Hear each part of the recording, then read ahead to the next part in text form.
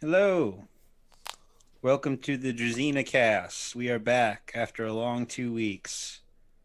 Pending any issues, if there are any. Hopefully there's not. I'm not seeing any on my end. I think we're good. I think we're live. My name is Mike. I'm Josh. And I'm Tom.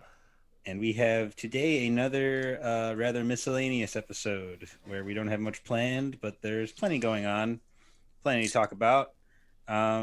If anything, it could be the three of us bouncing off each other, just saying God knows what. Josh has a gun, um, and I was refraining from asking you about anything that you have going on until things were live. Did you add arming points to that sweet Mongolian style jacket you made? Yeah. Very cool. It's a work in progress. There's a lot of things I want to add to this, but I just decided to do this for now because it's the only other armor I have right now. My mom just actually helped sew it in the buttonholes. Nice. And she didn't in time for the stream. I didn't even ask her. It was cool. Where are those pauldrons from?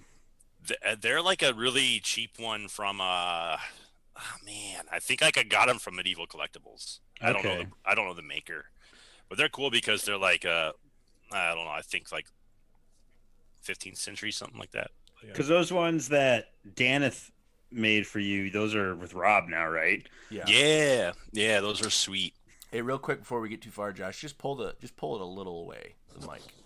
You're like a little hot. There we go. Say something now. Is that better? Yeah, hell yeah. All right. Put it in your eye. Put it in your freaking butt, your beehole. All right.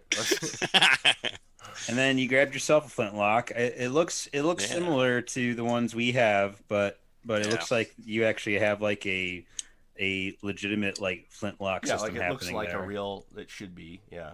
Yeah, Because ours are made with like the little peg for the red caps. The nubbins. Yeah, I could totally get. I think I could strike with a normal cap. It'd be I love seeing all those moving parts. That's really cool. Yeah, it's nuts. It really is nuts. And like it would be like how the real thing was. Like this has to flip forward to like have the spark go in. That is sick. Yeah, I feel like in real guns it has a lot more like resistance. It's just so cool. I can really see myself getting into like becoming a flintlock hobbyist and like fucking around with actual flintlock guns in my backyard if I ever live somewhere where I can get away with that. Yep.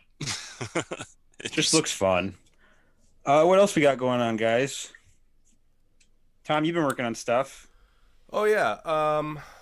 I've been in a kind of whirlwind of ideas lately. I've been doing kind of a little bit more leather working. I'm kind of like pausing from sewing for a short time because I actually have to make Josh a coat. But I've been working on a sheath for those sabers we got. So sick. So originally I feel like I kind of talked about what I had going on, and Mike, you had mentioned like, why don't you just make it out of like hard leather, like all the like big like LARP sword makers are doing. And I was like, yeah, I guess I could, because these aren't latex swords, so the whatever the finish is a little bit more resilient. I have noticed a little bit of like rubbing, but I'm just like, well, I don't know. I could coat it. Well, with have you done like you keep talking about how you're going to do like a clear coat of? I know of I haven't done that plastic yet. dip? So Okay, I'm sure that'll help.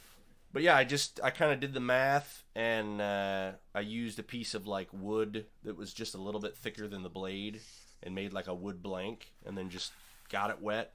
It's veg tanned. It's like 4 to 5 ounce veg tanned leather, which is I feel like is the perfect weight and perfect thickness to actually like protect. Because like you can hear it, it's Sweet. and yeah, it's worked out perfectly. That I mean, it doesn't even fall out, and like you don't have it just pulls right out. There's no like. It's not like too tight. The only thing I noticed with these swords, which you got to be careful with, is I had to cut out these grooves like an actual sheath has. But you got to be careful when you're putting it back, because if that nub starts to hit that leather too much, You're going to start. I've actually had it like it's like glued to the blade. I actually kind of had it like it's coming loose a little bit. Oh yeah. Mm. So that's fine. But and of course I'm gonna dye this. I'm gonna put like just a basic like brass band or design of some kind, but a brass band across. And then I have little suspension. Actually, I have them here. Like little suspension nubbins. I bought these from Etsy. They're a little small, but I have bigger ones coming from Amazon. But they're just like little brass. It's like a little rivet with a ring, and that'll go up on top. Are you worried about the inner part of that damaging the blade at all, going in and out? No, because nothing up here. Nothing's touching. Cool. Because it's see how it is. Oh yeah, that's just empty space because It's of the end of the blade. Yeah, and then the back side of these screws are so incredibly flat that, well, I mean, I guess these are a little fatter, but yeah, they're so small that it's like I highly doubt it. But it's just a big experiment, so we'll see what happens. Yeah, sweet. And, yeah, it's the beginning of a Were new you saying era. that you were noticing some like a little bit of rubbing on your blade? Yeah, just from the inside of the leather, because it does touch, but I'm only noticing it. Plus, a little leather residue comes off, but because I got a little bit too from my sheath. Yeah, they came that way too. I don't even know if you can see this, but it's such a faint, like just a little bit of discoloration. But again, like Mike said, I think I don't think the paint job's perfect. I think this is injection molded like Kalamazoo is, which their paint jobs are not that good in my experiences. These are actually pretty good. But unlike latex, like this is all surface. Like they spray it over the material. I don't know if they protect it with anything.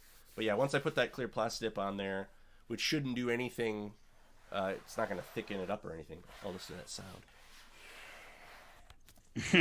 That's sweet. So I'm pretty stoked.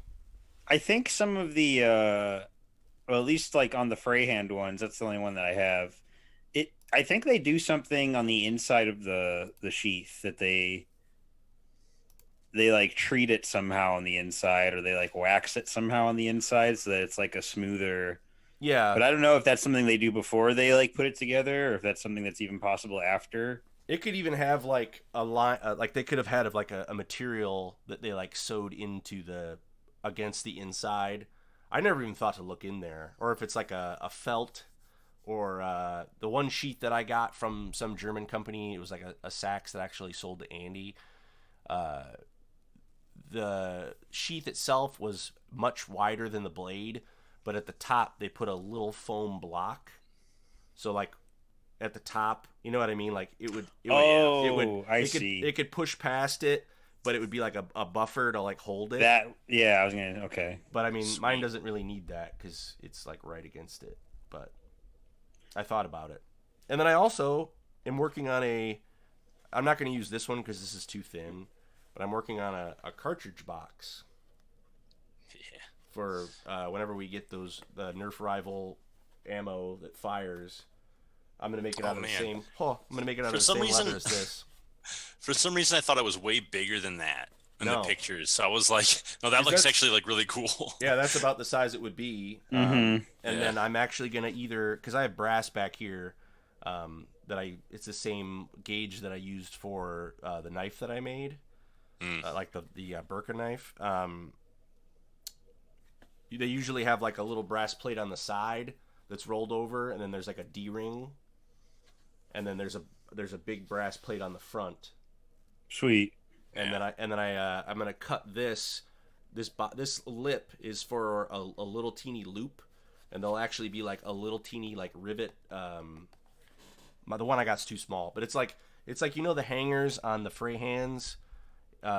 It's just a little like nub that you push through the hole, and then it like slides down to like hold it. Yeah. It's gonna have a little teeny one on the bottom. So even though the weight of the brass plate will keep it closed, I'll be able to go like this with that little nub, and it'll stay closed when I'm like bouncing around. And then I could put caps in there. I could put basically this will fit 50 rival balls, 50, which is surprising. It's like it'll fit 3 layers full. So I'm like, that'll be tight to have and I'll be like, I gotta reload. And Are What would be your plan for carrying caps? Well, I thought about too. I could create like a little teeny divider in there, like a Like to cut wall. compartmentalize, you know? Yeah, and just put caps in the one side. Because I don't want them bouncing around. You know, they'll all fall to the bottom. This guy hates bouncing. I don't want no bouncing. He's like, I want things tight. So, and I am getting all What's- kinds of notifications about frame rates and stuff. So, chat, if you can, like Bollywood, if you can let me know. Things are looking good on my end. I will definitely scream because I have it playing on my end. Okay. So I'll wig out if anything. Okay. It looks good. Yeah, for right now. So what's the latest from Mr. Justin Andrews on what's Uh, the haps with those? I talked to him last week, and we chatted about like he's like super busy. He's doing a bunch of stuff, or even like a Star Wars LARP that he's doing. He showed me some like I don't know, it's nuts. They actually have like a ship with a Oh yeah, a that video where screen they're that they like can in the fly. cockpit. So Looks cool. fucking awesome. Yeah, he's Yeah. he's a brilliant person. But he said he told me that he was going to ship it out. I think this week. So I don't know how long that'll take. I mean, I'm not going to obligate him to give me a tracking number or anything. But I mean, with the weather, I think your frames are accurate to your individual cameras. Okay, as long as the audio isn't bombing out or like Mhm. I'm fine. But Yeah, I mean as long as it plays, whatever. But yeah, so I would assume that it'll be here within a few months, maybe or sooner. If I mean, I don't know what carrier he would be using or anything like that, but I mean, if he's going overseas, I almost think it has to be what is that, DHL or yeah, whatever. which they're incredible. They are.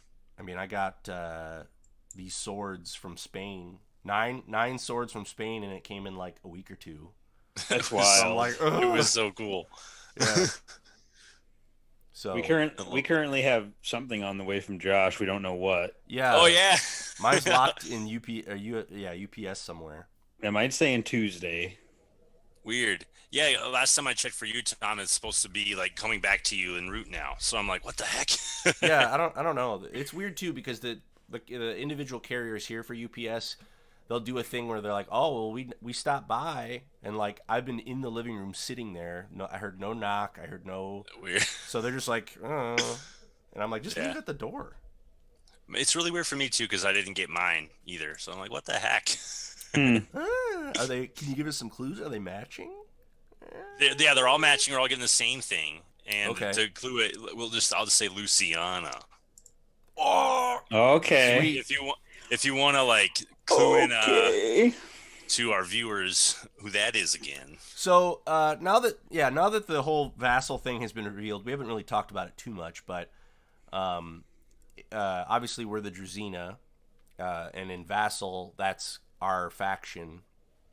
But it also just kind of like encapsulates like our like LARP identity in general, and that's why we have the show. But so Luciana is kind of like our like figurehead of belief, and it was just a person, but it's kind of like this big event in history that's basically like the staple of like the reminder of like, hey, this is who we are. You know, she made this huge sacrifice during this big event, and she's remembered. So, kind of like a sacrifice of blood type of thing. So her symbol is like the hourglass. So the hourglass, the top part is like blood, and it's pouring into the bottom, but the bottom isn't filling up, and it's supposed to be like you got to stay devoted to this belief. But you can't like fill up on it and like abandon it. Like you always have to stay connected to like the code basically. So yeah, her symbol is the hourglass, which I can only assume is what my hunch of what I'm expecting. Yeah. It's exciting. And then we can do the symbol of the basically like the squared figure Yeah, eight. instead of doing the Stations of the Cross, you do Yeah. like a figure eight, like the hourglass. That was my contribution to Tom's like 10 years of lore that he came up with, and I was like, what if we did that? Yeah, well, no, that's sweet. Because I mean, also like the era word from, like, Poland, Ukraine, the Cossacks, everybody. I mean, they were all Christianized at some point, so they would all do like sign. I can't even do it, but they would all do like sign of the cross and stuff like that. So we wanted to keep the strength, the core of some kind of belief strong in what we're doing, because that's sweet and it represents what we like, and but it keeps it more like LARP and like not like, because we want to avoid any like personal. I don't want to be LARPing. I don't want to LARP as somebody else's religion, and Yeah. For real. I feel like even if I got invited to some kind of I'm trying to think of like some kind of reenactment sort of deal that was going to be super historical, and you were expected to sort of play a very religious character. I don't know how comfortable I would be with that part of it, because it's something that's real to people, and I don't want to.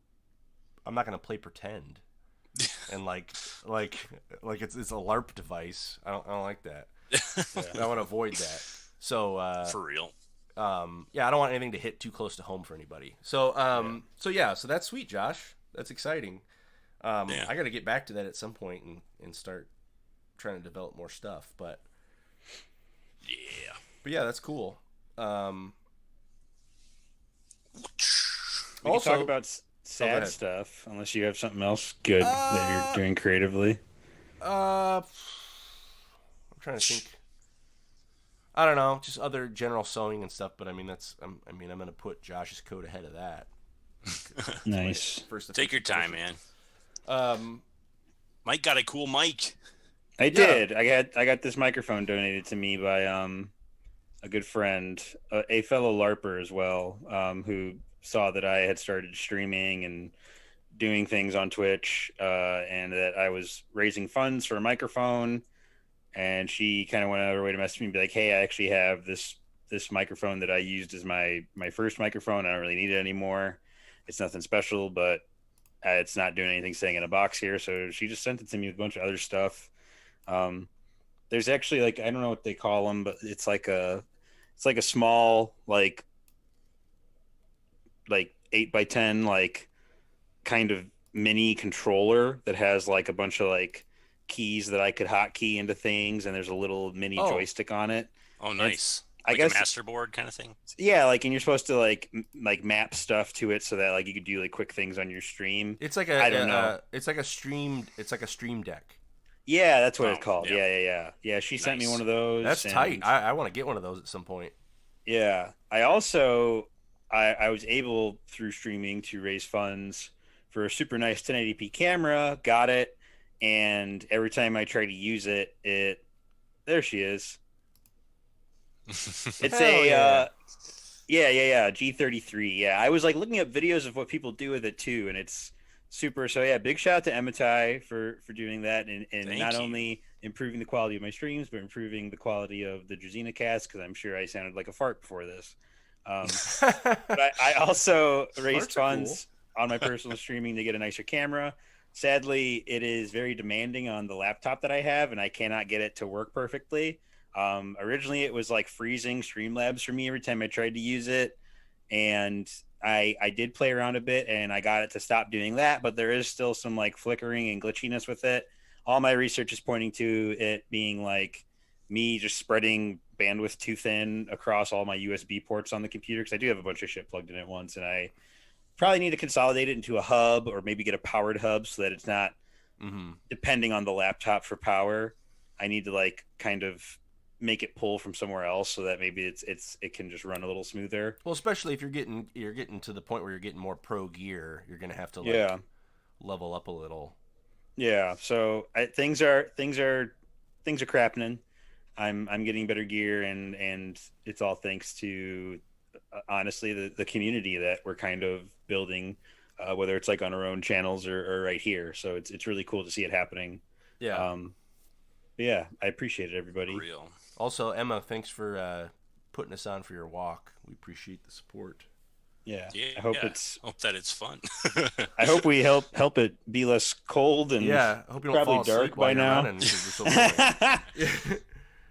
so boring. What else we got going on? Well, I guess we could bring up relevant events with, like the actor that passed away. I don't know. No one's gonna even like know. Yeah, I mean, care, I don't expect people to know. I do think people are pretty aware that we are very inspired by With Fire and Sword. And a big part of, I mean, I look at it like it's a big fulcrum to us, like kind of fully turning from like being very into singularly Kiev and Rus and moving into other Slavic stuff is that movie. Like us finding that movie and not only finding it, but finding a way to watch it together. And there's been multiple times we just sat there and gotten through the whole thing. And in With Fire and Sword, there's this character Zagłoba, and he's played by, and I wish I had Natalie in here so she could pronounce his name. Yeah, I would have tried, but I suck and I don't want to. So I'm pretty sure it's Krzysztof Kowalewski. If you're just an American saying it, I'm sure Polish people pronounce it a lot more authentically and differently. But he passed away a couple weeks ago. Apparently nothing super like crazy, just kind of he got old. He was in his 80s. Yeah, and I'm sure it was a comfortable, peaceful passing that he was probably prepared for. So it's not like a super sad story of an actor having to suffer or struggle. A lot of the articles I found about it that I was able to translate were just super grateful. He was in a bunch of different things. He was actually mostly a comedian. I get the kind of vibe, like looking at other stuff that he's been in, that he was kind of like a bit more of like a raunchy John Goodman in like Polish film. Yeah, he was in a lot of like risque comedies and stuff, and he was just like funny, portly guy. Yeah, and everybody, a lot of Polish people said like he was perfect for the role of Zagłoba because of that. So I don't know. Again, our listeners are gonna be like, "What?" But well, he was like, it's even if people that like watching us and listen to us talk like don't really know about Zagłoba or Krzysztof, it's important to us. Like we adore Zagłoba. Best character. And I do think it's important that people understand that. And I'm pretty into like going out of our way to at least take some time to pay tribute to him on here. Just as I would if like anybody else from those movies were to pass away. Yeah, and realistically too, I mean, this whole cast is centric around what we enjoy. So I mean, I guess there's no even like strain of like needing to apologize about some obscure detail because that's what this whole thing is. Yeah. And also too, like for anyone watching that's into LARP or obviously like there's a lot of like Western like medieval movies or media or even like fantasy stuff, and you don't really get a lot of exposure to like more Eastern stuff or like Central European stuff, like stuff from Poland. Like what do you ever hear about Poland or like movies they're making or anything? But the impact of these films, because there's 3 of them, it's literally like they're Lord of the Rings, I'm told. Right. And it's the trilogy because there's 3 of them, and it's based on a really huge author. And I think just culturally, it's their significance for it. So it's just kind of like, I want to be the portal of like, you know, expose yourself to something new, like watch something new. Like there's a lot of, it doesn't have to be from America. It doesn't have to be from, you know, the countries that you're familiar with. Like there's a lot of brilliant people across the world that are doing stuff, and like don't miss out on it just because you're like, what? Some Polish movie. Like we're all used to subtitles now just through Netflix and everything else, or people that watch anime. So it's just basically like give yourself a treat, search for it. You might be able to find it somewhere. I'm not going to tell you where, but it's available. I'm massively grateful that you sat me down one night and you were like, "Hey, I have a way we can watch this movie. Do you want to?" And I was like, "I guess." Like I didn't know what it was or really what it was about. And I'm pretty sure the first time we watched it, we didn't even have subtitles. We just sat there watching them speak Polish and didn't understand what was going on. I just didn't have a means to have the subtitles work for you. That's what it was. So you had them and I didn't. I don't care. Yeah. I understood the gist of what was happening, and when I really needed to, I had you explain things to me. Mm-hmm. But and like I don't know about you guys, but I mean, obviously, like Josh and like other people in our group and like in our network are very more like into like academia with like actually like reading about stuff and all that. Well, for any of you out there that are not like that, you're like me, and I like to absorb it through media or drawings, or I'm not a well-read person. I'm not a big reader. So for me to find something like this that I can get the vibe from it, I can learn through the entertainment. It's like stimulating entertainment. It's cool. It's fun to watch. So it gave me the chance to like learn more about it and like get into the characters, and instead of just like having people tell me about it or having to like snooze through reading, I can't do it. But do you want to? Would it be possible? I don't know if we'll get like blanked out or whatever, but do you think we'd be able to play the wedding scene? We could probably play the wedding scene. Well, there's no music, but right. I don't know. We might have to do it without audio, even though that's real lame. This is actually the movie. I have it. I'm not gonna. I don't know where it is.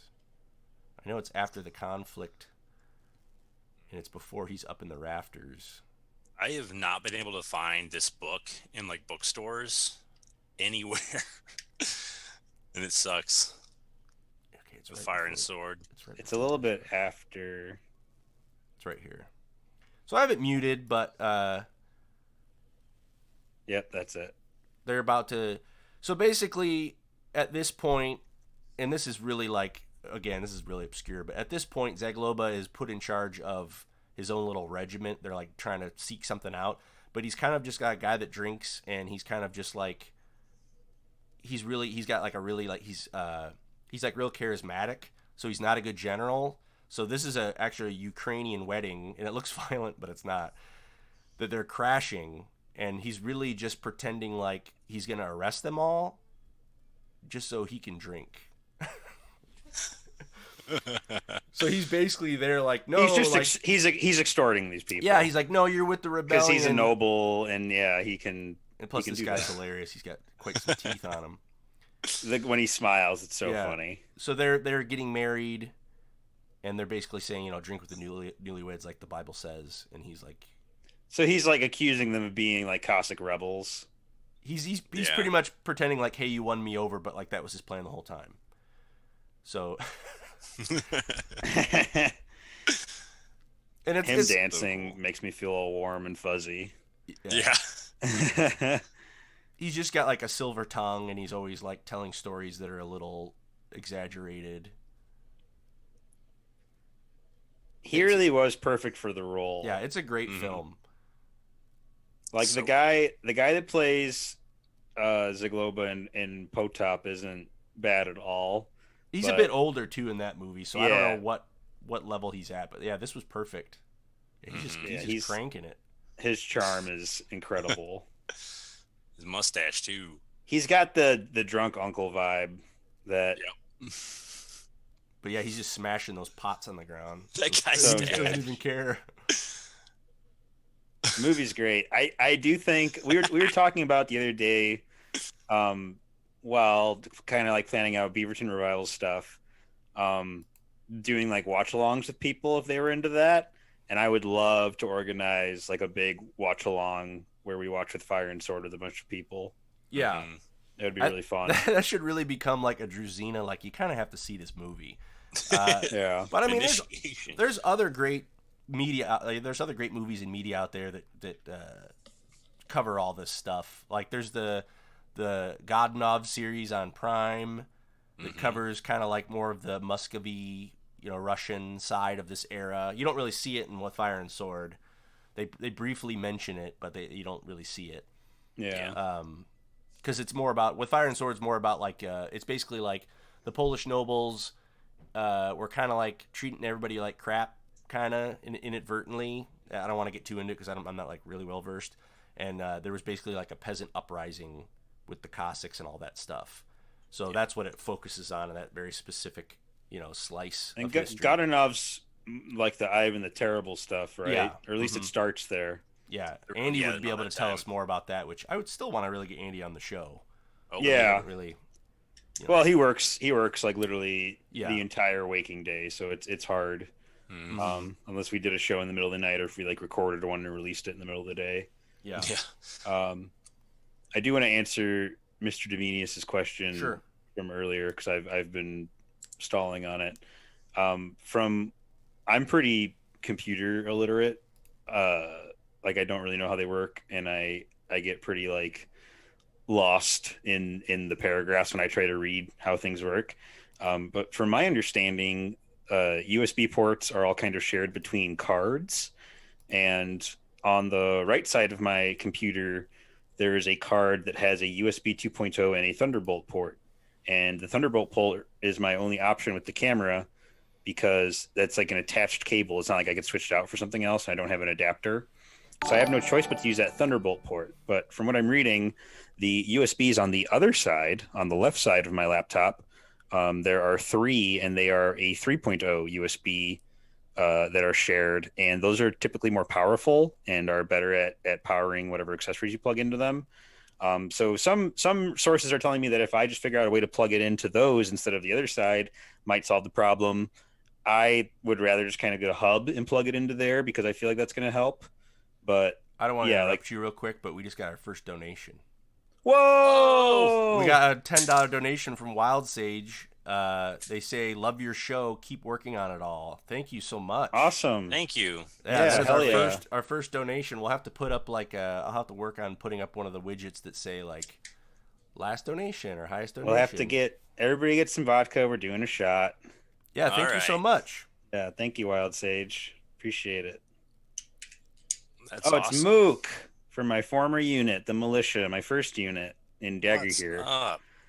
I'm almost like shocked because Awesome. I'm like, I don't even see this as something that anybody would want to donate to. So I appreciate it. Yeah, I'm not that's saying awesome. don't Very much donate, but I'm just appreciate like, wow. Thank you so much. I didn't even know we had. I didn't even know we had that set up. Yeah, So, yeah. Tight. Very cool. It'll Thank you, Mook. definitely help us a lot, though. Yeah. One day we'll probably make like T-shirts or stickers or something. I don't know. Mhm. I'd We'll do love to. something. I actually, that kind of reminds me, there are some folk in Dagger here that are kind of organizing like a podcast of sorts. Have you guys caught that Rob IE dude? He makes like pretty funny videos of like No. sometimes he's just like riffing on people, and it's like always real good natured and like really funny. Some people get sensitive about it, but I think he's great, and I think he's really charismatic and friendly. Yeah. Is he on Twitch? No, he like does it all through Facebook, which I don't know if that's the best place to be doing it. Interesting. But yeah, he's doing a podcast sort of thing with like a weeb guy that plays like a samurai character in Dagger here, and I haven't watched their first episode yet, but it sounds like they specifically are doing a podcast about just Dagger here, Oh, wow. which I was surprised by just because I'm like, I don't know how much there is to talk about. Yeah. Interesting. But he's a really cool guy, and I don't know what they're really calling it.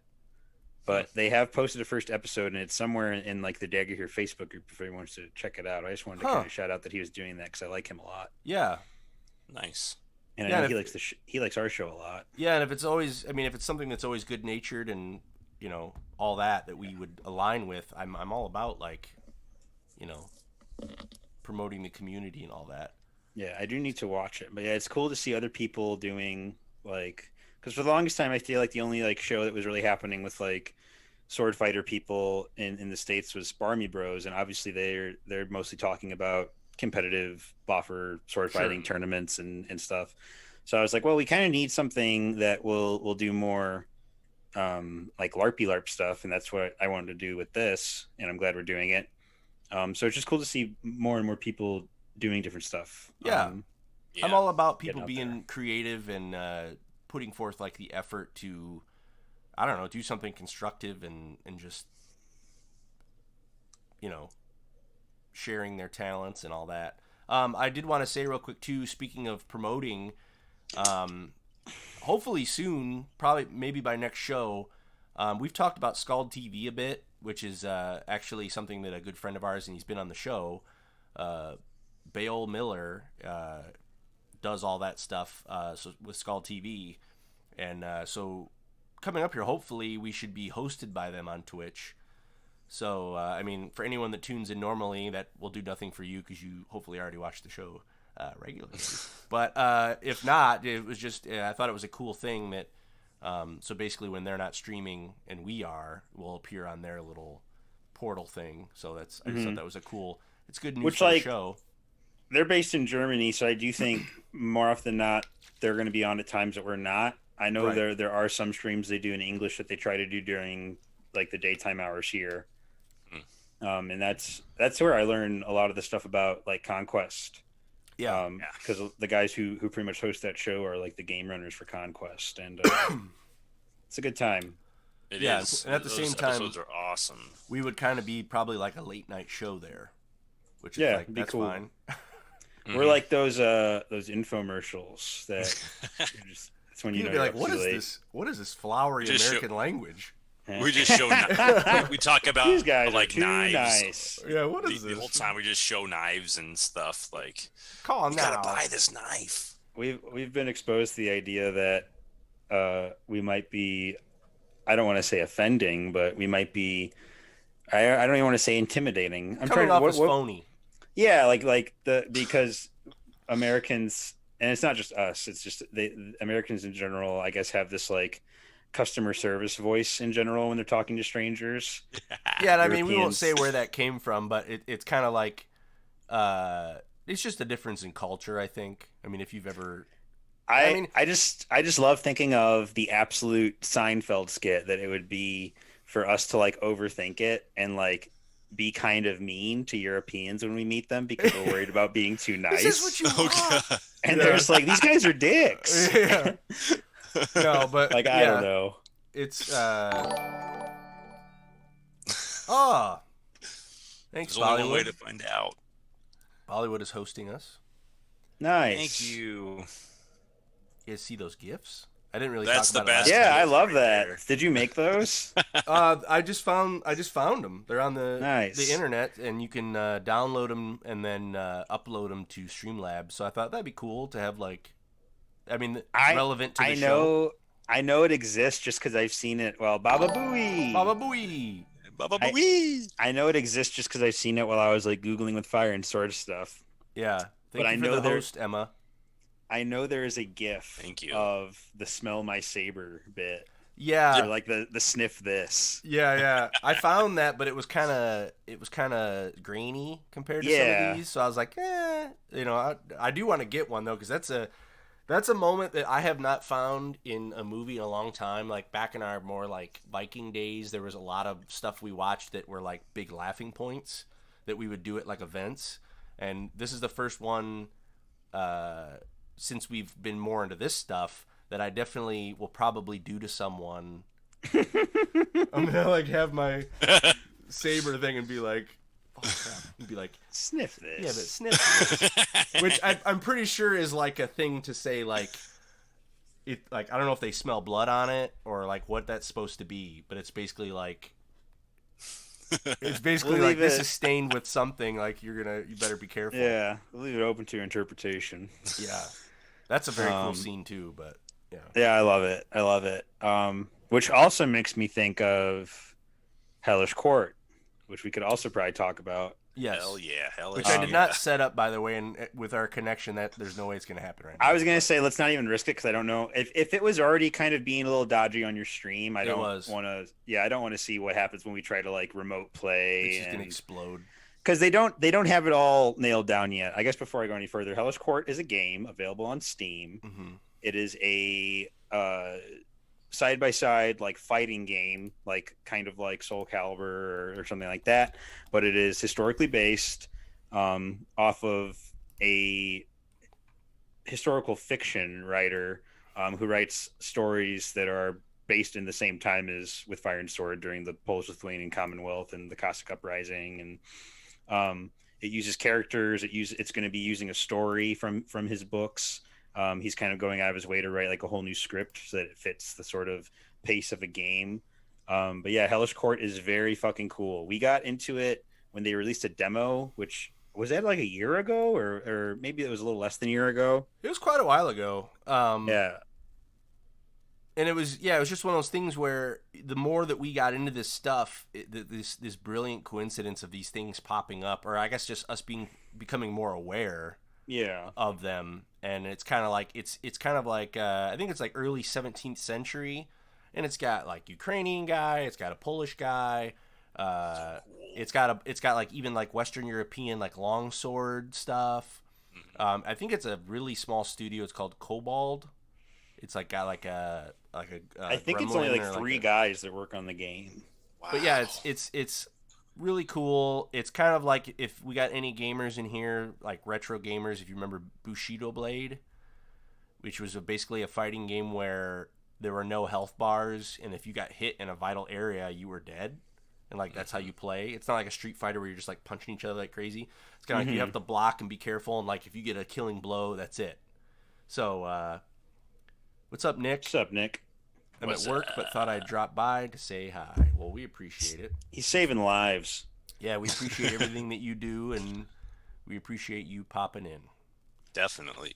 Out of all of the like sword fighting games that I feel like we've kind of, I don't want to say suffered through, but I feel like I've suffered through a lot of them. Mordhau, but yeah, Hellish Court is easily the most like. It just comes off as the most realistic just because it's like if I slice a dude across the belly, he's dead. It's not like, oh, that's a good chunk of his health bar. It's like that was Nick knew. It's the most like it's the closest thing to me feeling like I'm actually simulating a duel with somebody. Yeah. Especially once you can tweak some of the settings and make blows a little more lethal.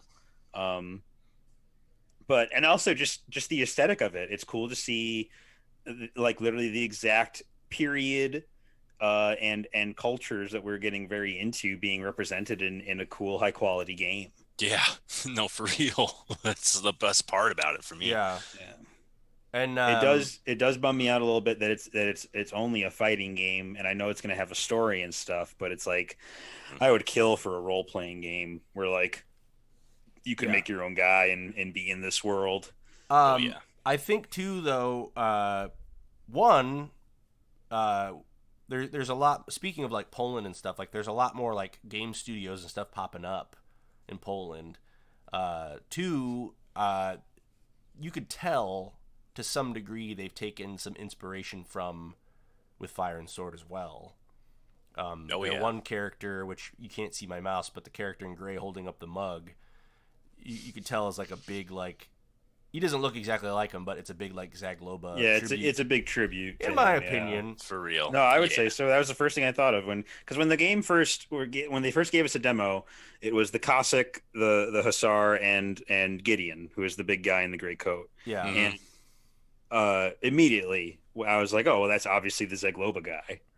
And then the Cossack's name is Barabas, which is a character from With Fire and Sword, isn't it? Yeah, and I think that maybe it was a common name. I really don't know, but yeah, it's because I listened to the audiobook of With Fire and Sword, and that name pops up quite a bit.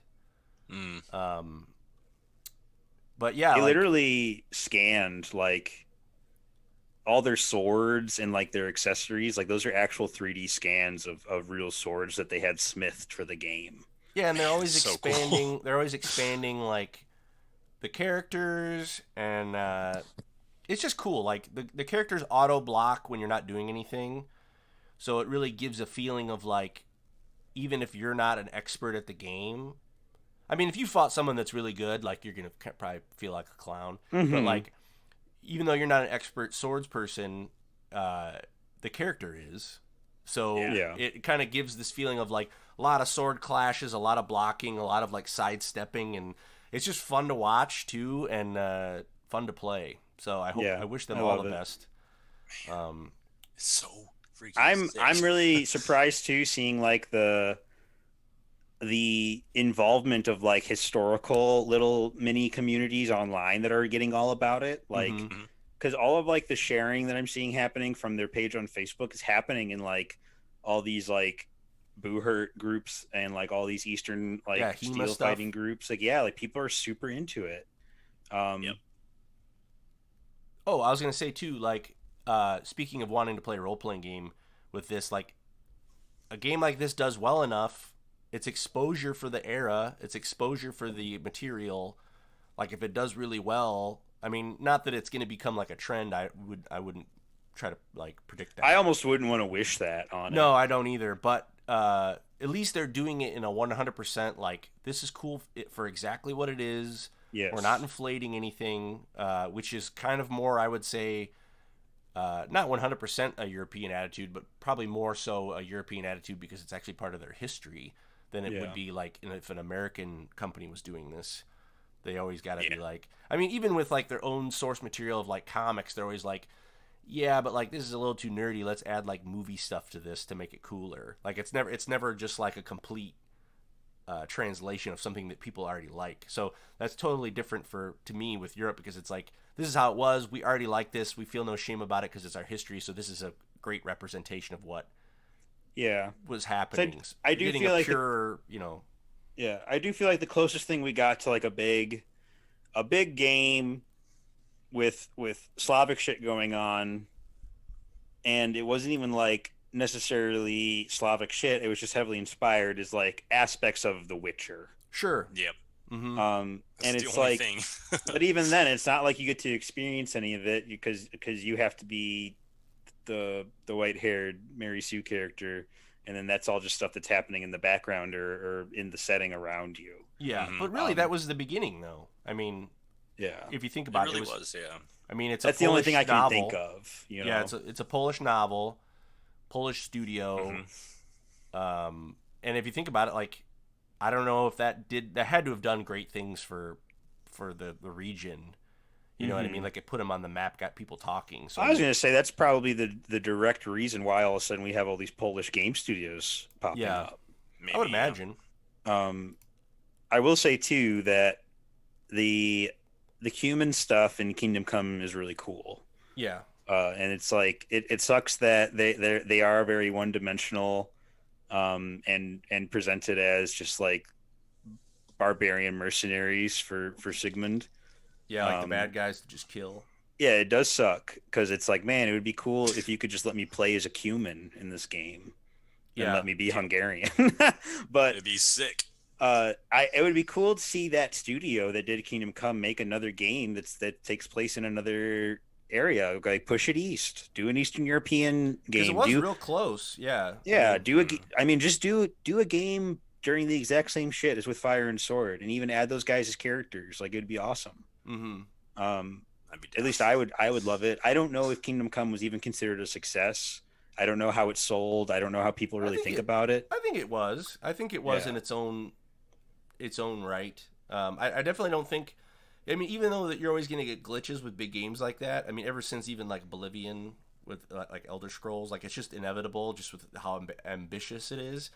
And so Kingdom Come wasn't anything different. Like they definitely had glitches, but like the source material, the graphics, the experience, I feel like there was a lot more good than bad.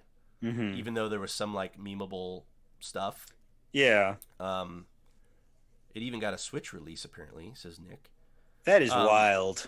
Really? So, but again, like, yeah, good on them. I hope that they, I hope they do. I hope they continue to do historical I'd be stuff. really excited to hear that they are doing another game, another medieval role-playing game in the same style. And I would also love to hear that they are like tidying up the combat the slightest bit, because I do like it, but it's the kind of thing where like if you play the game for a while and then kind of stop at like a stopping point, put it down for a while, play some other stuff. When you come back, Yeah, I don't know it's what's so going on. hard. Yeah, Yeah. it's so hard. You could get in a groove if you keep playing it, but once you come back, you're suddenly at a level where like the enemies you're going to be running into are pretty hard to fight, and if you don't remember how to fight, it's really really hard. And Yeah. I just had to restart my game because I take weeks from playing it, and then I come back and I'm like, I don't remember how to do this. I guess you can go to the training ground or whatever, and yeah, you go to I forget his name, the old guy that teaches you how to fight in one of the first cities, and you can just always go to the list over there, and he'll fight you, and you can just relearn, which I should have been doing, but instead I just restart the game. I always just get on a horse with a bow and arrow and ride far away from people, and as they like clumsily run right up to me, I'm just like, and then I like ride away and like, I do remember like the first time I was struggling with like a boss, it was like it's the bald guy that steals the sword. Mm-hmm. And then you fight him in that burning building. When I do remember, like, I just kept dying to him over and over again. And then finally I was like, I have a bow and I have like a million arrows because I never used them. So I'm just going to pick that up first. And then, yeah, I just like sunk 3 arrows into him before he could even get up to me. And I was like, that was easier. Yeah. But even if they did something on the bow, like Mountain Blade, where it's just directional blocking, because it is almost I like Mountain Blade's combat. I think it's perfectly serviceable. It might be a little clunky, but I only think it is because there's so many other aspects of that game are so demanding. Yeah. I love that game. Yeah, whereas Kingdom Come feels more like a mini game you're playing, and then the characters react to your correct sequence. Whereas Mountain Blade feels like, all right, I know, like being able to click one button and just go in a direction is a lot more instinct, and like I think it's more learnable and like more real to what you're looking at. Yeah. But I don't know. I think there's a lot of historical games popping up. I mean, we got that medieval. It's like that medieval homestead game that looks like Kingdom Come. There's a game coming out called Manor Lords, which is like a single player, like set up your towns and like defend and stuff. Like, I don't know, more than ever we're seeing that stuff. So I have hope for it. Yeah. I do think another thing too is that I get what they're trying to do with like, so here's my thing. They want to give you all these options for like, oh, you like, there's all this diversified stuff going on with your direction when you're swinging, and you set up the direction you want to swing or block with one stick, and then you swing with another. My thing is that that's not how sword fighting works. Yeah. Like I don't have to put my arm somewhere specific before I do a swing. Like I can kind of flow into whatever I want depending on where I'm at. So like I feel like they almost put themselves in a corner when they're like, this is how it's going to work, just because we're so dependent upon like this whole like you have to choose your direction first. So now you're kind of stuck in this whole like I got to set up and swing, I got to set up and swing, I got to set up and swing. And it's like, like it's just not how like it doesn't feel like a flowy sword fight to me. It does feel like just like a little mini game I have to play to get a little farther in the game. I would rather have something that feels more like fighting. Heller's Court feels a lot like fighting to me. Yeah, absolutely. Yeah. Nick says, people won't shut up about Valheim. See, I can't. I'm glad that people are having fun with it. I feel like we all three of us come from the past where that was something that we were really into, and I don't want to say it like this, but like we were into it before anybody that we knew were into it. Oh yeah, we were Vikings before History's TV's Vikings was a show. Yeah. We were doing that's literally the point.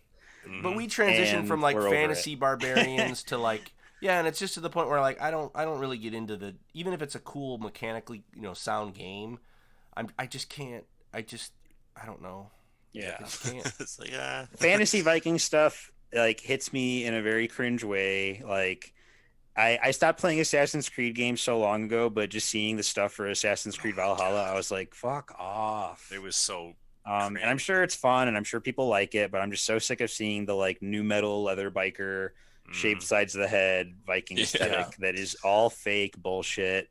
I don't get why every other aspect of medieval history can get a pretty firm and honest and loyal representation that might not be perfect, but gets a real decent, like, I mean, look at Kingdom Come. That is a pretty much 1-to-1 like of medieval Bohemia and the Hungarian Cumans and Siegmund's army and all that stuff, aesthetic wise and everything. And you don't see anything like that for Scandinavian stuff. No, not at all. And it sucks because so many people, you don't just lose straight up Norse Viking stuff, all right? Because so many people just group Danes and Anglos and all that stuff in with Vikings. They don't know the difference with Saxons and all that stuff. So you're never going to get these loyal representations or these interpretations of it because anybody sees any of that shit, Finns, you know? Yep. And it's just immediate, like, shaved sides of the head, fucking mohawk braided ponytail, big fur shoulders, and medieval leather jacket constantly with buckles. Dirty. Yeah, you know, like... black Marilyn Manson makeup across the eyes, like. Yep. And I mean, we're never gonna get to see how fucking beautiful those cultures were. Yep. And the shit they were able to create for themselves because people are obsessed with this weird, like, pseudo barbarian interpretation of Viking shit. And I think the product of that is what I said earlier, where it's like they couldn't just examine the source material and say, yeah, cool. They had to be like, yeah, but like for the longest time we thought Vikings were just these barbarians. So it's like ingrained in like how America sees. Oh, we just got a $15 donation from Mr. Dominius. So clearly we just have to bitch about modern Viking interpretation more because people are going to pay us money for it. This is a great episode. Do it. Yeah. Thank you. Thank you so much. Thank you a million times. You got to have some drinks. Yeah. Let's start set because people are probably going to want to see that. So we should just start having bottles of vodka in a shot glass so when people donate, we take shots. Yeah, like there you go. When we which something else we could talk about too, which I know we've mentioned before, but like right now we are eligible to be affiliate for Twitch. Mm-hmm. But to my basic understanding of that is we would have to be streaming solely on Twitch, and then we can't upload our episodes until 24 hours later on, say, like YouTube. So if we were going to make that jump, we would have to let our Facebook folks know that you're not going to see our stuff on Facebook. Right. I mean, we would probably upload the YouTube episode, you know, on our page on Facebook. Right. But, or at least link it. Yeah, I want to really like get everybody in the know, like this is not going to be happening if that's something we choose to do, because then we can add like the chat things where you get like the more you participate, you're in the chat, you get like the, I don't know what they're called, but they're like the points. Bits. Well, no, bits are like bits translate into money, but like there's something else where like you'll get like it's like a chat currency, and then there's a menu you can pick and then from. you can like do like emotes and like you can like some streamers channel points. Yeah, thank you, Bollywood. Okay. Where it'll basically be like, you know, take a drink, but that would be like you get you know, it's going to be like a lot of channel points, so like you have to actually like participate more. It's just a little interactive thing. Mm-hmm. And then we would have our own emotes. You know, it would just kind of open up more things for the show. So I mean, maybe we can have a meeting about that and actually like talk about. Yeah, I think don't see any problem. I mean, I'm ready to pull the trigger on that whenever. Like, I know, like me and Bollywood have had the offer for affiliate for a couple of weeks, almost like over a month now, on our personal channels, and we've kind of been hesitant to pull the trigger on it. And I was like, well, actually, what I'd like to do is maybe use Druzhinacast, because I know we've had the offer for it as well on here, as like a guinea pig of sorts to just see how it goes and how it works. Sure. Sounds awesome. So I've been totally into doing it for us for a while now. I'm probably going to be going affiliate on my personal pretty soon after I finish up Twilight Princess. Yeah. Just because I see so many people just doing it, and it doesn't seem to be like a big thing. So it's all that it really does is that it adds all that cool stuff for people to interact with, and then it plays like a 15-second ad at the beginning of your stream when people first join in. Yeah. Okay. Do you think it advertises your stream more? I have no idea. I think that would be a good thing to have. I'm not sure, but yeah. Also, too, I was thinking about we were talking about Hellish Court, and that is very relevant to the show. I was even thinking, because I played it I played it last. I on my personal channel. I play basically like Thursday mornings, which is like, midnight. But I could nix that for my personal channel, and maybe it's something that we could even like on those nights play on this channel. Since it's, you know what I mean? Yeah. Since it's relevant to this channel, we could add another day, whenever we can fit it in, I guess. But we could add a day to where this channel's doing something else, and it kind of would give people a different view of us. Yeah, just doing something like else. medieval gaming, or it even would be like much more like hanging out, just us playing, fighting each other, laughing. If that's what people are interested in. farting. Let us, tooting and stuff. I probably wouldn't be garbed up because I'll be sweating trying to play this game. But, getting all frustrated with a video game, wearing 3 layers of bullshit. But I mean, it might be an opportunity too for you to like beat some of our other friends, because I mean they might be jumping in and playing or whatever. But that's just a thought. I mean, I don't need to be doing that on my own channel necessarily, but I can keep doing it if it's not going to happen here. So I'm into it. I'm all about it. Yeah. Especially like the more and more we're doing like a LARP show, and Blitzen scratching at the door. Cat wants something. Blitzy. And the more that we're doing this LARP show and we can't go LARP, so it's like, I'm not saying we're running out of shit to talk about as much as it's just like it's getting to that point where the date of like things are going to be normal and we can do things is more and more ambiguous. Yeah. And more just not happening. So it's like I can't plan for anything. Nobody's doing anything. I mean, I can see Swordcrafters doing events. That's cool. It does seem like they're canceling more now, so I wonder if things are kind of taking a turn for the worse in Australia again. Yeah. Yeah. The only people I see out and about like doing stuff are like people in countries that are just like being either as bad or worse than the States about it, like pretending it's just not happening or it's not a thing. So it's like I don't want to be giving those groups a platform and like talking about how sweet I think they are for LARPing during a pandemic. Yeah. But I mean, I love talking about LARP. I think it's perfectly fine for us to kind of just talk about our thoughts and feelings and plans. But it's not like we're not gonna be having like huge updates of like, here's what's going on in LARP today, like anytime soon. Because I think the world's gonna be like this for a bit longer than we expected. So it's kind of more like, I mean, the origin of the show was kind of in my mind like, okay, it was at the start of the pandemic or pretty close. Fill the void of there not being any events, but now it literally is becoming normal that there's nothing. Yeah. So plank of wood. How dare you? He like corrected himself so fast. Scabbard. It won't look like that soon, hopefully. Even though, yeah. But when I first saw it, I thought you dyed it white, and I was like, whoa. That's what Rob said too, and I'm like, no, it's just that's the natural leather color. Man. Yeah. I don't even know what I was saying. Who cares? But Josh's is white. It's like a tan. Yeah, it's the same color as mine. It's like looks like a natural. But I'm probably never gonna have one. I'm not gonna make one at least. Well, I'm gonna still try to like stand by making them. I feel like if they start to get easier, I still don't really have a price. It's definitely gonna be like at least material price. Mm-hmm. Like this piece of leather was, I think, like at least $30 for this leather. And then if you add brass to it and the labor, again, the faster I get at it, the faster I can make these and I get better at it, the less labor I'll be doing, and like that has to bring the price down. Josh wants to shoot somebody so bad, dude. That twirl. Guns LARP, man. I haven't had a revolver in a long time. Josh has actual like cowboy gun spin trick skills. Yeah, it's really gonna transition over. It's gonna be really cool. I already have moves.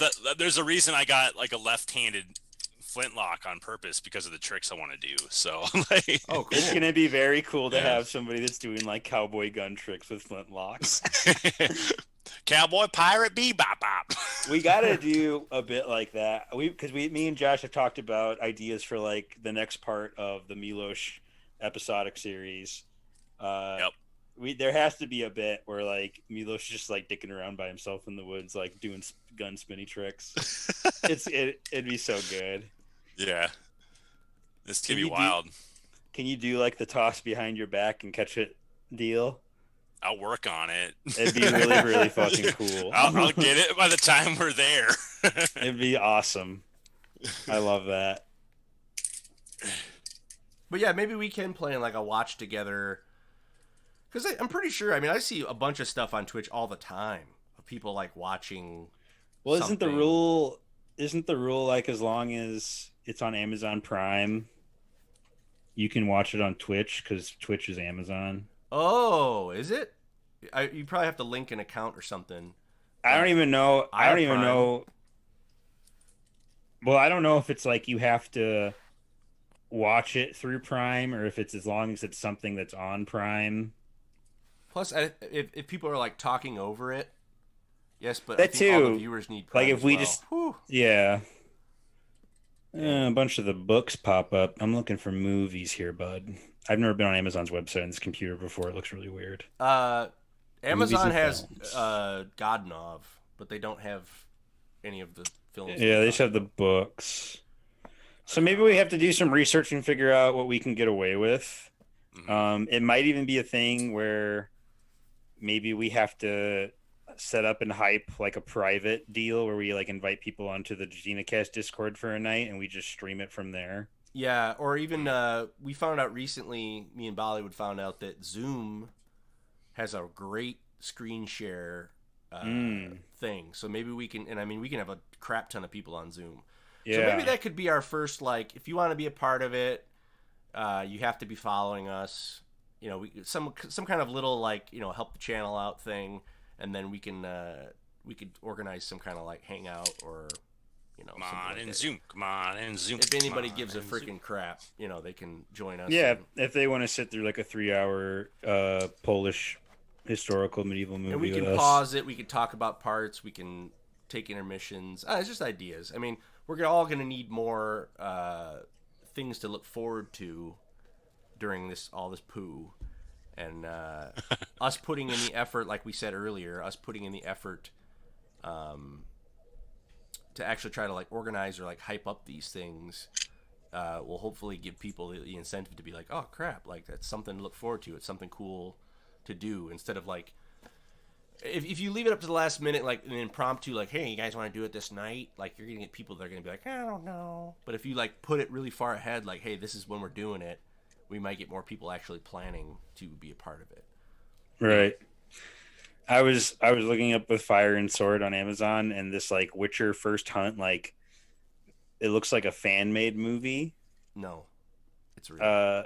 It's a real thing. It's the guy who played Jan from with Fire and Sword. He's the Witcher, and it apparently was terrible. I was gonna say he looks so familiar. He doesn't look like Geralt. Like, it was not a good. Either the wig was bad, or He looks like he looks like Corey Feldman.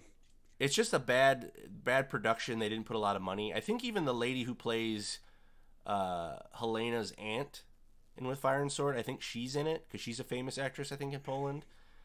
I mean, I don't know. I tried to sit through it just because, like, I'm a fan of his and I'm a fan of the movie and everything, but I was just like, I can't. I don't want to do this. I can't do it. I can't even. I mean, I know people really like the Henry Cavill Witcher, but I cannot get through it. I've tried to watch that first episode so many times, and I either fall asleep or I'm just like, I could be doing something else, and I just turn it off. Wow. Yeah, I was never really a Henry Cavill fan, and then I watched that show, and now I'm like, he's a pretty cool guy. I've seen him in like Yeah. He's great. stuff. He's a huge dork. Yeah, he's a gamer. He's a dork. He's Superman, and I know a lot of people don't love that, but I love him as Superman. Yeah, no, I've makes never a even good Superman. seen it. I've never seen Yeah, Superman. I feel like Man of Steel on its own, like, is just solid. It made my dad cry. Nice. That's always good, gonna. That's good promotion for it. That's always gonna affect me because he's been such a big like Superman and Batman guy, which I know a lot of people probably are, but like literally tens of boxes of old comic books, and like 3, 4, maybe 5 of them are just the Batman and Superman run during the 80s. Wow. So he awesome. was always a big Batman and Superman guy. So to see him like see a movie and get really emotional about it. I was like, well, if my dad loved it, then Well, you got to think about it too. Being a fan of that back when he was younger, it was not even near accessible as right. it is now. So, you know, to see, think about that. To see like something that a show or comics or something that was pretty obscure or you could have been like super made fun of for suddenly evolve into this like big media thing that you can like, you're like, wow, like you can actually see the timeline of how it evolved. Like that's got to be a cool feeling. I mean, we've seen that in our lifetimes, but I don't know. It's probably way more closeted back then. It'd be fun too to do like, so I think I've shown you guys before in Dark Souls 3, there's that follower saber. Oh. And it looks exactly like a Polish Hussar saber. Yeah, I remember that. I tried one time really hard to like put together like as close as I could to like a Polish Hussar outfit in that game. And I was like, it would be cool to like New Game Plus and try to get through the whole game with like the Hussar outfit. The thing that sucks is that the closest thing to Hussar armor in that game is like, it's one of the like big fat guy armors. Yeah. Because it's like the winged knights. Yeah, it's real bulbous. They are very obviously inspired by Hussars, but they are also gigantic. Yeah. So you have to sink so much leveling into the stat that lets you carry more because the armor is so heavy. Mm-hmm. And I was like, I'd be having to go so far out of my way just to wear this specific outfit while I play Dark Souls. Yeah, so I just never did it. Yeah. I was trying to like brainstorm like different like video games we could do that would be relevant to like Druzhinacast beyond like with Fire and Sword. And the other thing would be do an entire playthrough of Kingdom Come while wearing cumin stuff, like as early as you can get it, and just always wearing it because people react to you differently. Yeah. If you're wearing a full suit of cumin stuff. Fat roll. Run. Yeah. Funny thing about that, my first character I made in Dark Souls 3 was fat rolling the entire time, and I didn't know that there was different speed rolls. Yeah. And then like all of a sudden I just started playing around with stuff when I learned a little more about the game, and I was like, oh, he rolls a little faster now. Rolling a little bit faster. Yeah. So what else we got? We're getting towards the end. We gotta puke up 8 more minutes, I'd say, before I'm satisfied. Yeah. Oh, Zagłoba. Nice. Catching up. Yeah, Zagłoba. Oh, Zacky boy. Oh, Bohoon. Rob, you're gonna have to be part of this watch together with us. This is such a good movie. Yeah, because he still hasn't seen it. Rob's that's gonna be mandatory attendance from Rob. Look at these the guy that plays Sir Michael's a comedian too, isn't he? Yes, but I was told, well, not told, but I saw in comments, people did not like that he was casted as Sir Michael. They said it was an embarrassment. The guy that plays him in Potop is like, Sir Michael's like the man in Potop. Yeah. Like he has the coolest fight. Like this is actually a great scene to have in the background. But that's the whole thing is like he's young here. Yeah. Oh, okay. So even though he's still a professional military person, he would be more stern and serious and cooler in his older age because he's got more experience. Man. So Tom, what? I'm sorry. My coat could be almost like his. I was gonna say he's thinking about the coat. Yeah. Should I do it? No, it's so hard to do. That's kind of a solid preview to what watching this movie would be like with us, because all we do is talk about the clothes and the swords. Yeah, the whole time. Look at this quote. They're basically talking about, without giving too much away, Bohoon is a Cossack who was promised basically like an arranged marriage, but he's a really scary kind of weird dude, and she doesn't love him. So he's kind of trying to hide her away at this point in the movie, and they're trying to like stop him. And he says to rob the Cossack of his soul and pierce him with a sword is such a like in history too, because just what's going on in this conflict at the time. That's another thing too, is they give you some insight. Like he's not just the bad guy. Yeah, you kind of get like he's a human and like he was mistreated, and he's basically at the status of he's basically a noble because he fought alongside the Polish for so long. But it kind of ties into what happened in the region. They kind of like boned him. They kind of boned the Cossacks over, and he's basically like, "Am I not good enough?" Yeah, he's in the position that he's like, I'm being wronged. things were promised to me, and you're going back on that, and the only reaction he has to that is like, I'm gonna go nuts. The only problem is he really did, man, that his little swoopity boopity thing he's doing there. I gotta learn that, where he's like going up around it's like his warm up. But loosen up that wrist. He did a bad thing, and that's why they're after him. So they're not wrong, but they're not really acknowledging the struggle of the Cossacks in this situation. But Zach. There's a guy that I worked with that looks like Sir Michael, and I showed him a picture. He like grew out a mustache. Before I ever even said anything to him about it, he like grew out a mustache. I didn't realize until I saw him with the mustache, and I was like, you look like this guy from this movie. And I actually showed him the Sir Michael from Potop and made him watch that fight, and he was like, that stuff's cool. And I was like, that's what I do. That's our big inspiration for who we are when we go LARPing. Yeah. Oh yeah. And I really like this era too, because like the clothes were fancy, but they're still a very like functional. I mean, not some of them, but they're still a very functional, like old feeling that ties close enough into like what we were kind of already used to. Mm-hmm. Like it's not real frilly and really complicated to where like I could still actually make this stuff. So like kind of like I want to like just stock up on a bunch of those white shirts, and I want to make myself a kidney belt really bad. His shirt is huge. It's absolutely huge. His sleeve is like, I don't know if I can pause it, but like his sleeve almost goes down to his waist. Mm-hmm. Yeah, like he goes like this, and it's just like the most baggiest. I mean, that might be a stylistic choice because they want to show Bohun as being sort of like chaotic. Mm-hmm. I don't know.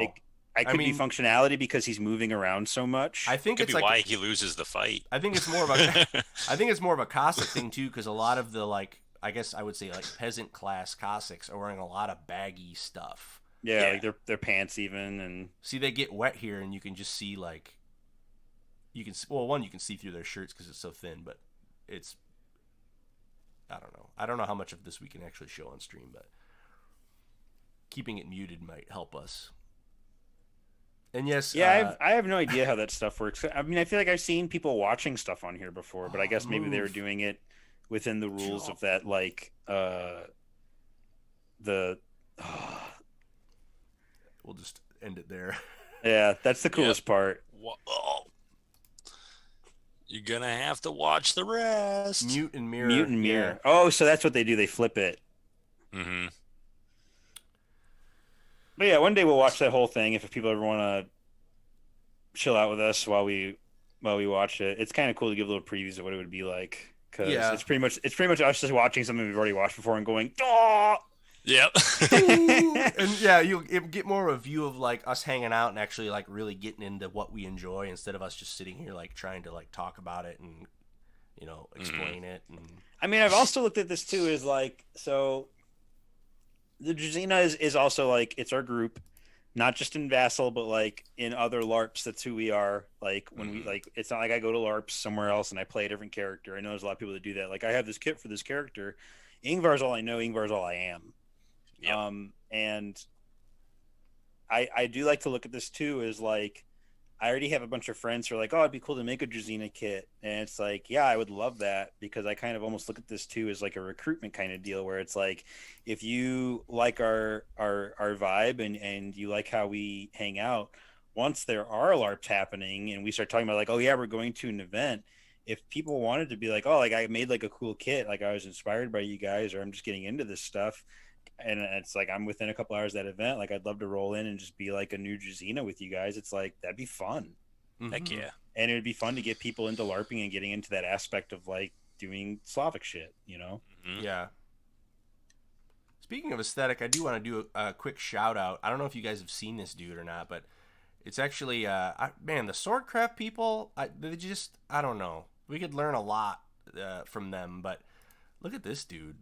He's the Peacock Prince on Instagram. Man, his clothing is amazing. Look at this kit. What is going on? That is sweet. I have been talking to him a lot on Instagram. Really? Yeah. Yep. Yeah, I left a comment on this. I was like, legend, dude.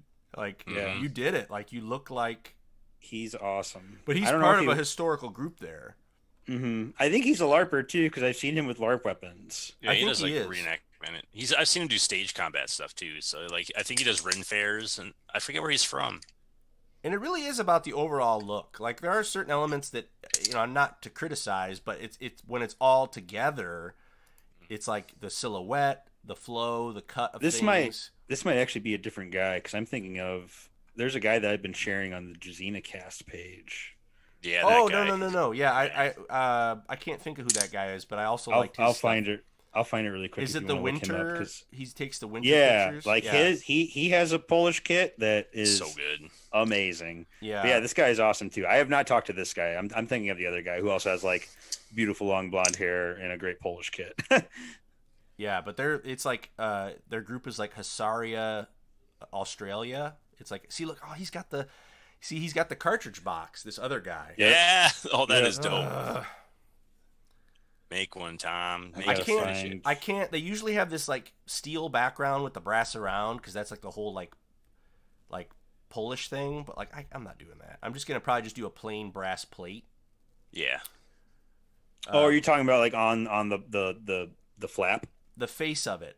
I'm just gonna do like just a plain brass plate. That's gonna be my first one because I can't do any of that stuff, and I'm not gonna pay a lot of money for someone to make it because it's literally just a leather box. So I'm just kind of like I'm gonna just try to get better at it. The guy I'm thinking of is Thomas Van Orsa, which I could spell for you if you want to pop it in. His coat is amazing. Like the black one. Thomas. Oops. Thomas and then VAN. Oh, he popped up.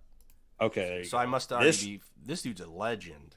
Yes. Jesus. Whoa. And he has a really cool sword that I couldn't get him to respond on what it is or what the maker is, but that's a LARP sword.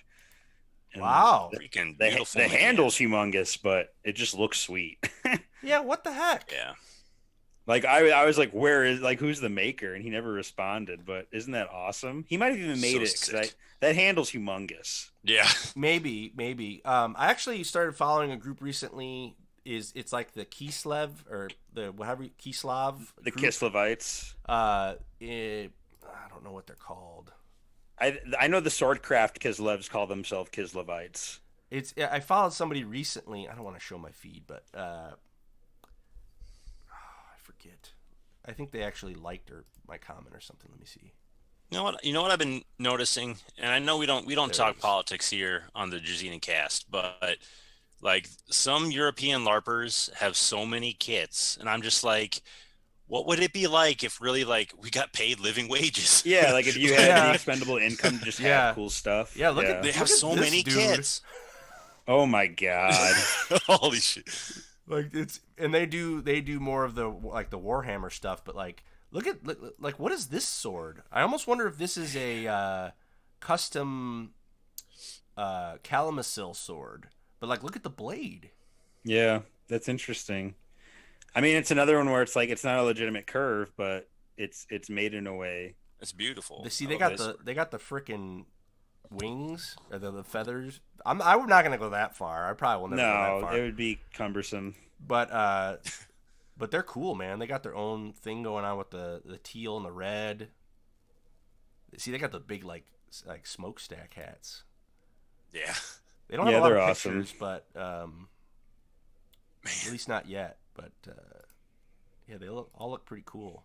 Yeah, it's sweet. I have like this fantasy that like because I'm finding more and more people that are doing cool, like Polish kits and Slavic kits all over. It's like, man, it'd be so cool to just get all of us together at one LARP. Mm-hmm. Yeah, And just like be like a big faction of our own. Yeah. Like I don't know if we'd all get along, but we'd all look really cool it's just standing cool. next to each other. It's cool to see. It's cool to see other groups doing it, and again, even beyond Vikings and beyond all that other stuff. Like at least in my scope, like playing a Cossack or playing a Polish like Hussar or like that is so off the, at least in my opinion, it's so off the road of like accessibility. Mm-hmm. So when you find people doing it, it's like, man, they're just really probably geeking out to this, Yeah. to where they're like finding resources from Poland or they're like making their own stuff or like, I don't know. I love that. I love like it shaves off a lot of the, or burns off a lot of the chaff, so to speak, of like people getting into it because it's popular, which that's fine too. But I want to find someone that's like, yeah, like I spent hours and hours and hours making this kit for no other reason I'm not going to get any attention. I'm not going to whatever. I just genuinely love it. And that's where I'm like, I want to be your friend. Like that. I like you. I like that. I like that there's no cheap road that made you do that. So yeah, you got to find people that have spoons like Zagłoba.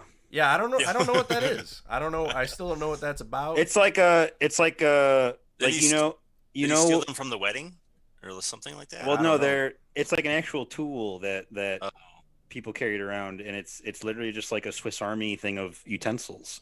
And like that, the joke is that Zagłoba just has a bunch of spoons, but usually it's like a knife, a spoon, and a fork, and they're attached at the end, and it's like a Swiss Army knife deal. But yeah, like the joke is that Zagłoba just has a bunch of spoons on his.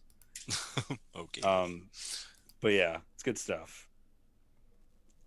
Good stuff. Yeah. Mm-hmm. Thanks again to everybody who donated today and followed that's and cool. posted, and that's new for us. So especially, and I feel like this comes up a lot too. It's like, man, on the episodes where like we don't really have anything planned, and it's just kind of like us hanging out and goofing off, are the ones where I get reminded like we have a very cool supportive group of people. Absolutely.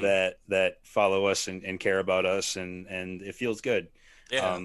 So there's no end in sight to the Druzhina and our endeavors, because we're going to keep doing this as long as you guys keep listening and keep watching. Yeah, if there's content that brings you here, or you just like us, or whatever, or you know us already, yeah, it's great to see that support. Absolutely. Because if people ever got over this and didn't want to watch us, it would just turn into us hanging out in Discord together.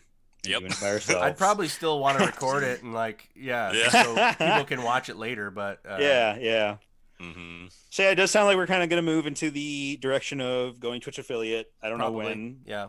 But I think we all. So that would mean if you are watching us through Facebook and enjoying us through Facebook, make a Twitch account.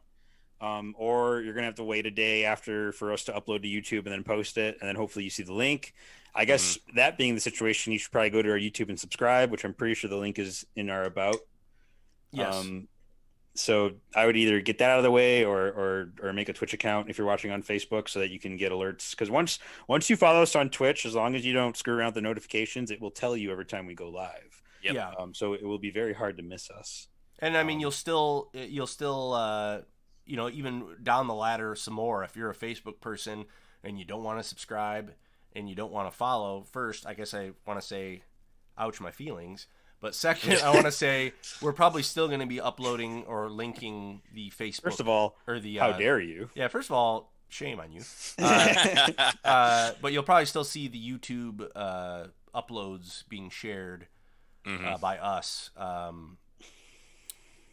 And I mean, we only ever get like one YouTube viewer that's watching it live. Like Twitch is our main.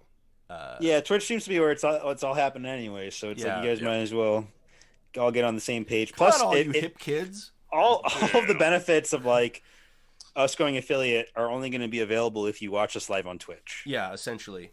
So if you're into that and you want to do all the funny stuff, or I don't really know what it all does. I'm sure it's cool. People do it all the time, so it must be a thing. Yeah, we can make our custom emotes. I'm sure there'll be a no dumping and all that. Maybe, who knows? It just needs to be like a cartoony picture of you with pointing your finger. It just says no dumping. Yeah, we'll have to get some artist to make it or something. Yeah, poop emojis everywhere. It's just a poop emoji with my beard and hair. I would be into that. Oh my god. No dumping. Yeah, that'd be awesome. Well, yeah. Would you say we're wrapping it up then? Yeah, I think we're at that point. Really great to see the interaction today. I mean, we do get the interaction regularly, but it's just nice to see the support. I don't want to keep saying that. Thank you guys. Really means we don't a lot know where to the us. Money's gonna go, but it's cool that it's collecting there. somewhere, and we'll use it creatively for the show or whatever. So. I will say, from my experience in like pumping out shirts for bands and stuff, it's not that expensive to do a run of shirts. No, exactly, and that's something that we haven't really all spoke about, but that's really something that if we do ever get money, I want to put it back into content, stickers, who knows, whatever, just to help out the show. So Absolutely. Well, all right, everybody. Yeah, thanks again for just watching, hanging out, the donations, for everything, guys. It's really cool. I'm feeling very warm and fuzzy inside. You guys rock. Start signing up on Twitch. Yep, make it happen. Because who knows when we'll be exclusive here? Yeah, sooner than later. All right. Have a good Sunday. We'll see you next Bye time. now. Love you.